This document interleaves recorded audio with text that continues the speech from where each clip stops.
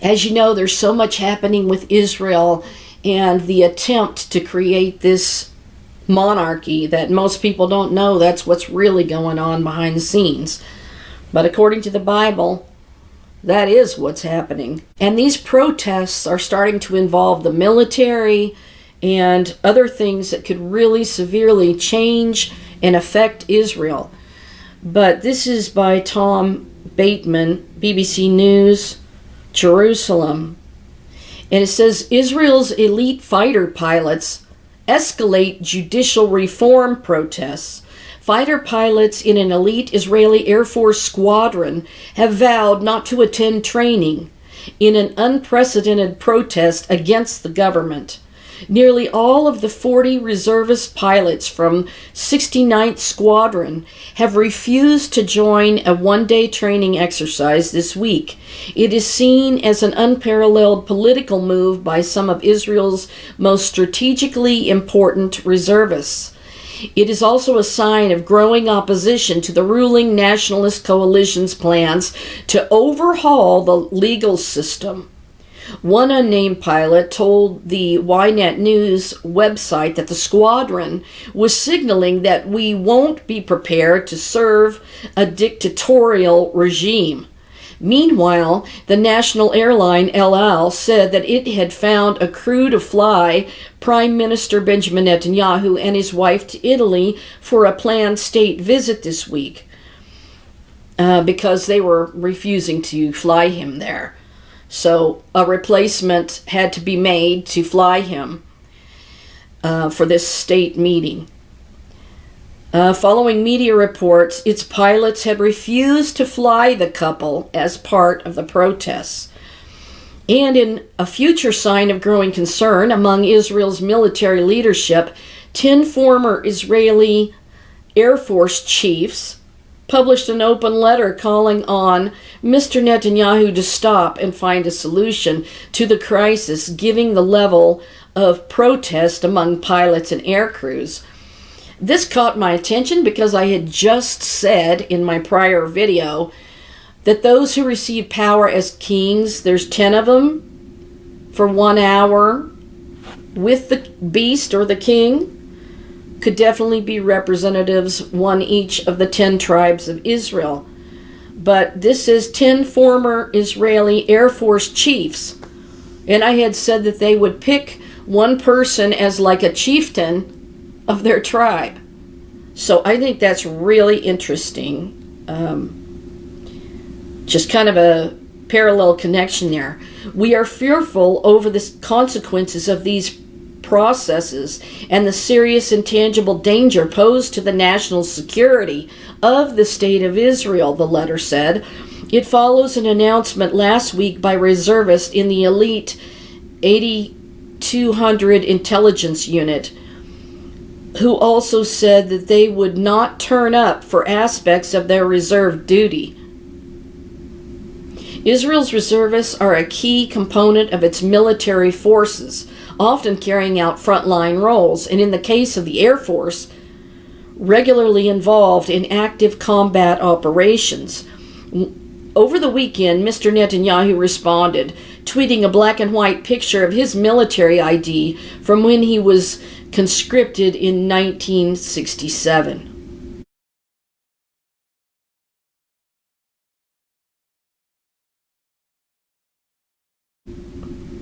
When we're called for reserve duty, we always turn up. We are one nation, he wrote. Defense Minister Yoav Gallant also called for the reservists to turn up for duty. Any call for refusal harms the functioning of the IDF and its ability to carry out its tasks, he said. Anti-government protests have continued to grow since Mr. Netanyahu returned to power at the end of last year, leading the most right-wing nationalist coalition in Israel's history and promising radical changes to Israel's legal system. They include new laws which would give the government full control over nominating judges and would ultimately strip the Supreme Court of crucial powers to strike down legislation.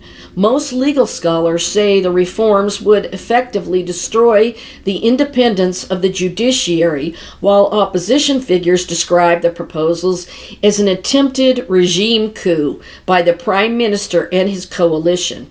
Mr. Netanyahu is also on trial for corruption charges, which he denies, and opponents claim the legal reforms could help shield him from conviction.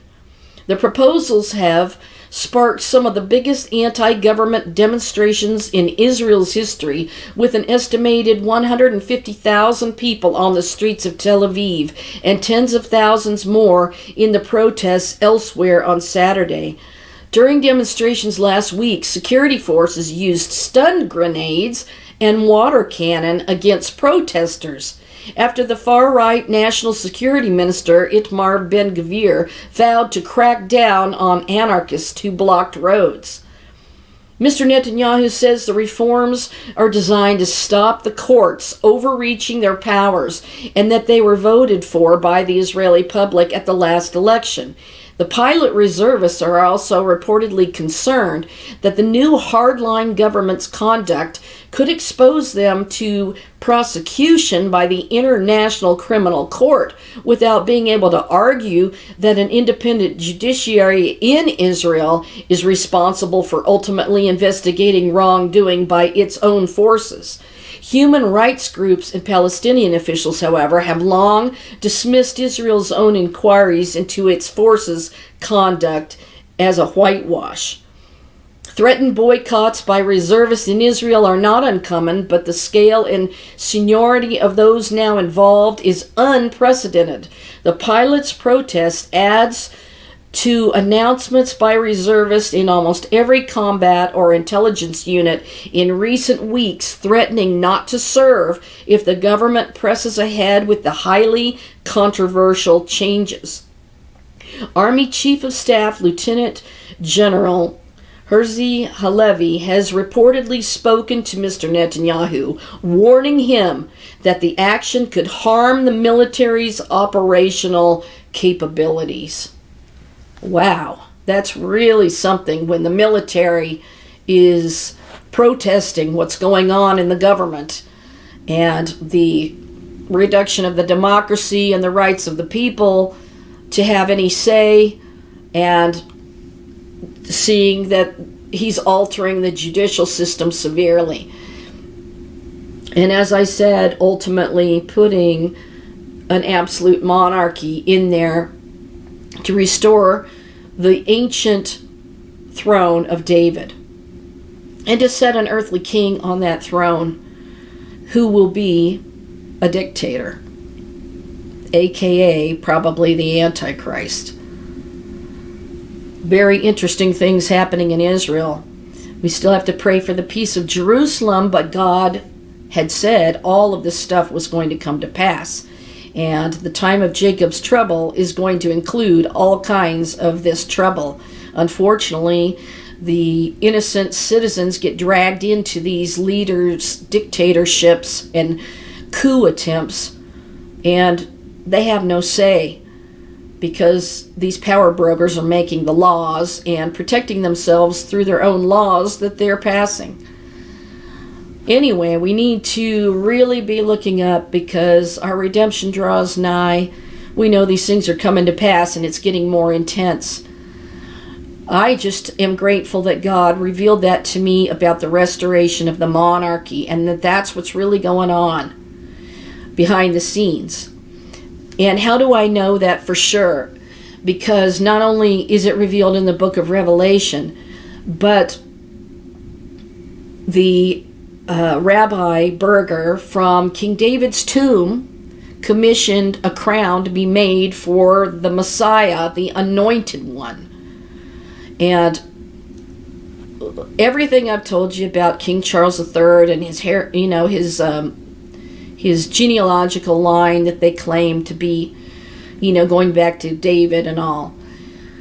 It just sets it all up for that. And plus, we know that King Charles III is going to have Sir Rabbi Ephraim Mervis there sleeping at Clarence's house the night before the coronation ceremony, and he was just recently knighted by King Charles.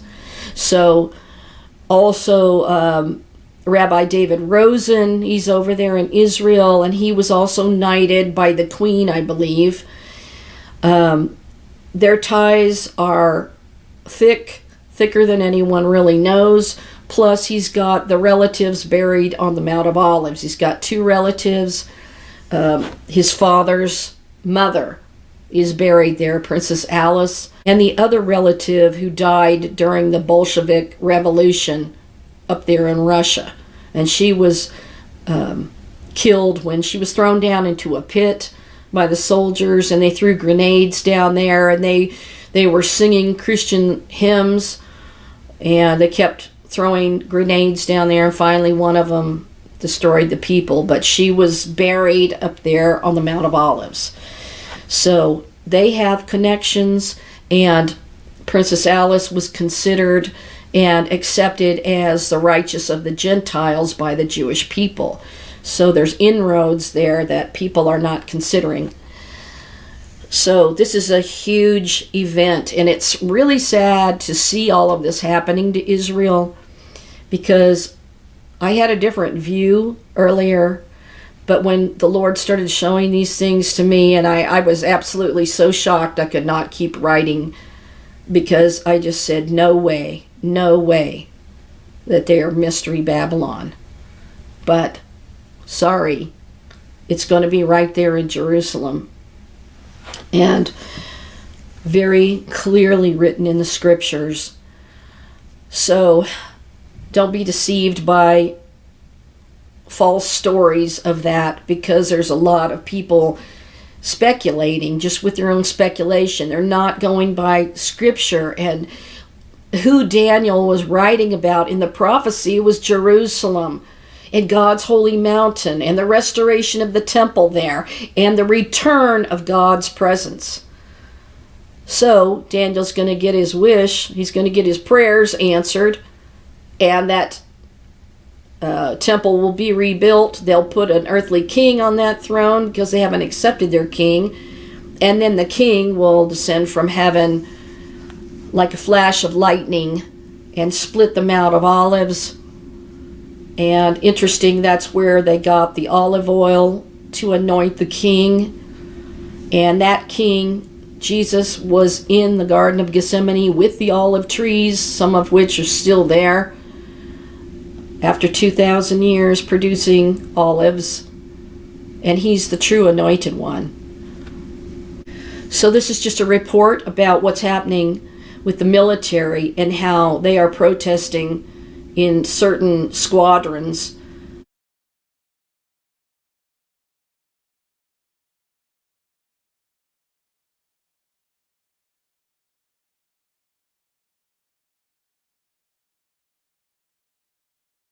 Now, with all the things that have been going on in Israel, it's an article from Sunday, March 5th in The Guardian.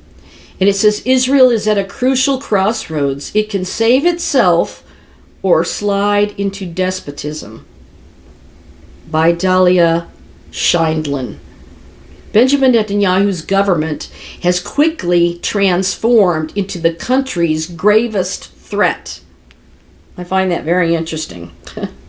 Israel's right wing is no stranger to political victory. Right-wing parties have governed for the better part of more than 4 decades, and each time Benjamin Netanyahu has won an election since 2009. Euphoric supporters have cheered King Bibi, whose losers have gloomily prophesied the end of democracy. Well, he's not a true king because he doesn't come in the genealogical line of kings. But Netanyahu's 6th government, formed in the final days of 2022, is alarmingly different. Earlier right-wing governments merely wanted to expand settlements or annex parts of the West Bank, deepen the hold of Jewish religious law over Israeli public and private life, harangue and intimidate Israel's Palestinian Arab citizens.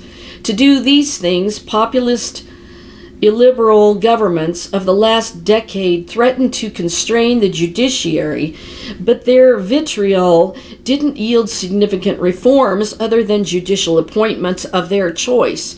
The new government is no longer testing the illiberal waters. It is going for the jugular in its assault on the institutions of democratic governance. Israel's direction looks cataclysmic and challenges key alliances, Western democracies, and even diaspora Jewry. Within a week of being sworn in, Yariv Levin, the justice minister from Netanyahu's Likud party, proposed a radical set of reforms designed to end judicial independence. With the coalition's firm parliamentary majority, the Knesset has already passed the first reading of a bill to give the coalition control over judicial appointments and ban judicial review of Israel's basic laws, which serve as a type of constitution. The next steps are bills to gut judicial review of legislation and severely constrain such oversight of executive action while turning ministerial advisors into political loyalists. The government has offered bizarre justifications such as fixing democracy and restoring the separation of powers. But legislative initiatives are far more telling. One bill would allow politicians convicted of corruption to take ministerial posts, and another would entrench the prime minister's power by barring his suspension for any non-health related reasons unless approved by a fanatical majority in the Knesset. This will be useful for Netanyahu after citizens petitioned the Supreme Court to suspend him due to conflict of interest while on trial for 3 counts of corruption. It's worth noting that even Israel's core human rights legislation, the basic law, human dignity and freedom, is not entrenched and can be overturned theoretically by the simplest majority. Human rights legislation, human dignity and freedom can be overturned. Unbelievable. Beyond Netanyahu's immediate interests, other coalition partners are pressing a tough ideological agenda to advance militant, illiberal, and anti-minority policies in annexation. Israel recently passed a law to strip citizenship from Arab Israelis convicted of terrorism, formulated so that it would not apply to Jewish terrorists, and is advancing a law establishing the death penalty for terrorists. That's kind of alarming because, they want to implement the Noahide laws, and we know what all of that means. I don't need to go into it. But this is not good news. The government has agreed to transfer powers over Israeli settlers in the West Bank to a new civilization minister within the defense ministry from governing occupied territory through the military, a move lawyers say is tantamount to annexation. The government is unsentimental about Israel's role as a haven for world Jewry. I think that's really interesting. I'll reread it. The government is unsentimental about Israel's role as a haven for world Jewry. Coalition members hope to bar immigration to Israel for the grandchildren of Jews apparently fearing for Jewish purity. Wow. So that would mean, denying making Aliyah. Like they're cutting it off, like they've limited it, The efforts at political capture extend beyond the judiciary. The government has threatened to shut down Khan, the beloved public broadcast corporation, which is too independent-minded, install a political director at the National Library, and appoint Yossi Shelley, a Netanyahu loyalist, as chief statistician, on hold for now. As for certain non-governmental human rights groups, the government plans to tax them to extinction. And that's something that these globalist leaders want to implement, a world tax to tax you if you don't keep your carbon footprint down. And if King Charles III is going to be the climate change king, first one in history, how do you think that that's going to fly? People are going to be taxed with a global tax. Israel's leaders proclaim with supreme confidence that they are enacting the voters' will. But something went wrong.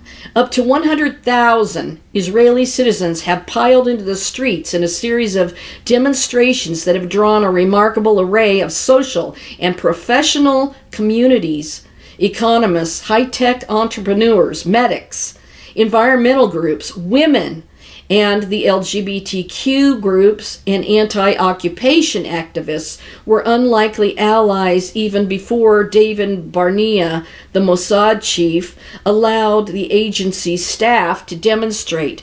Actors are offering democracy story hour readings for children, and constitutional law scholars have acquired star status, their micro videos on democracy going viral. Last Wednesday, after 8 weeks of almost flawlessly peaceful protests, protesters tried to block the main highway from Tel Aviv to Jerusalem on a workday rather than the usual weekend protest, and the scene turned ugly. Police employed water cannons and stun grenades, wounding nearly a dozen demonstrators. Last Sunday night, the Palestinian town of Hawara went up in flames as extremist vigilante Jews rampaged through the town, burning buildings and cars and killing a Palestinian, following a Palestinian attack that killed 2 Jewish Israeli brothers earlier in the day. Numerous Israelis are referring to the Hawari attacks as a pogrom, for lack of better description. The following day, a Palestinian killed a Jewish Israeli American near the city of Jericho.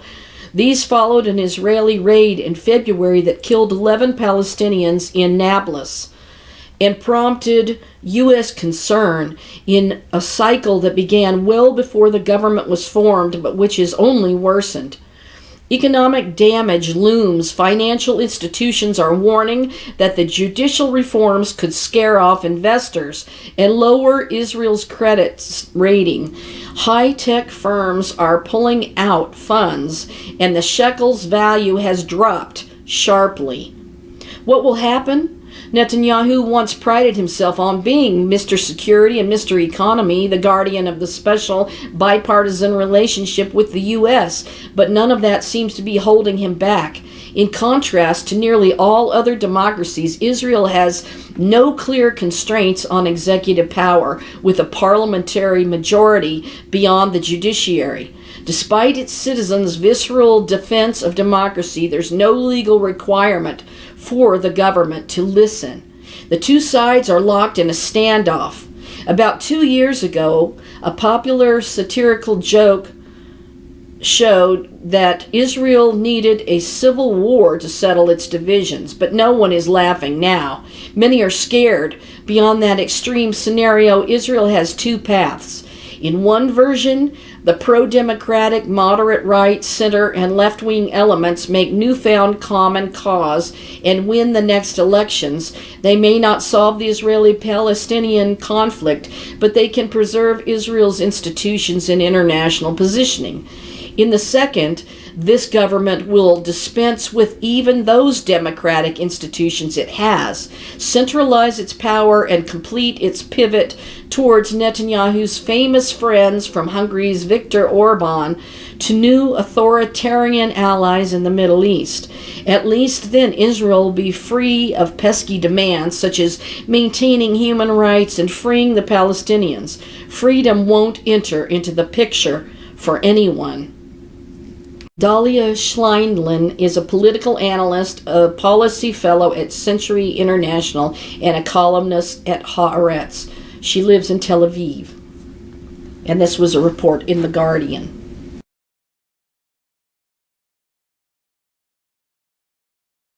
Personally, I believe, based on what the Lord had revealed from the book of Revelation, that it is sliding towards not the pro-democratic side, but weakening it, setting up the monarchy, and to have one king rule over the citizens of Israel.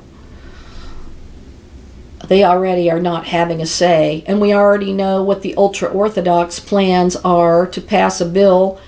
Hopefully they think in the future to prevent women from even reading the Word of God, the Torah scroll at the Western Wall, or to sing praises to God there, or to wear phylacteries or prayer shawls, or to just give them the basic freedom rights to worship God. So when these people get in power and pass all these laws, the people will be suppressed under an earthly king. It's not going to go well, just like it didn't with the earthly king that Israel requested, an anointed one from God that was just a man and a military leader. That's what they're wanting again. And that's who they see is their Messiah. Anointed one is the definition of Messiah, as I've stated. And when King Charles III is anointed as king in England, he is king over 14 other Commonwealth countries. So Israel could, in fact, vote him in as king in their country as the head of state.